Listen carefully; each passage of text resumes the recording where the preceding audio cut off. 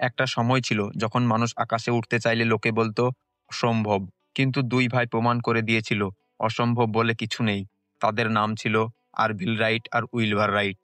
ছোটবেলা থেকেই তাদের মাথায় শুধু একটাই প্রশ্ন, মানুষ কেন পাখির মতো উঠতে পারে না? তারপর শুরু হলো তাদের পাগলামি। কাগজে গ্লাইডার বানালো, কাঠের মডেল বানালো, বারবার ভাঙলো, বারবার নতুন করে বানালো। চারিদিকে সবাই হাসতো, এরা নাকি উড়ন্ত গাড়ি বানাবে। কিন্তু দুই ভাইয়ে থামেনি। ১৯০৩ সালে আমেরিকার কিটিহক নামের বাতাস ভরা সমুদ্র সৈকতে তারা শেষবারের মতো চেষ্টা করলো। একটা ছোট্ট ইঞ্জিন লাগালো, কাঠের ফ্রেমে ডানা বসালো, নাম দিল ফ্লায়ার। ১৭ ডিসেম্বর ১৯০৩ আরভিল মাটিতে যন্ত্রটা চালিয়ে দিল। আর সবাইকে অবাক করে ১২ সেকেন্ড ধরে আকাশে উড়ে গেল সেই প্রথম বিমান। এইভাবে বিশ্বের ইতিহাস পাল্টে গেল মুহূর্তের মধ্যে। মানুষ বুঝলো আকাশ আর দূরে নয়, হাতের নাগালেই। আজ আমরা যেভাবে প্লেনে চড়ে কয়েক ঘন্টায় হাজার হাজার কিলোমিটার যেতে পারি, সবই শুরু হয়েছিল সেই দুই ভাইয়ের অদম্য ইচ্ছাশক্তির কারণে।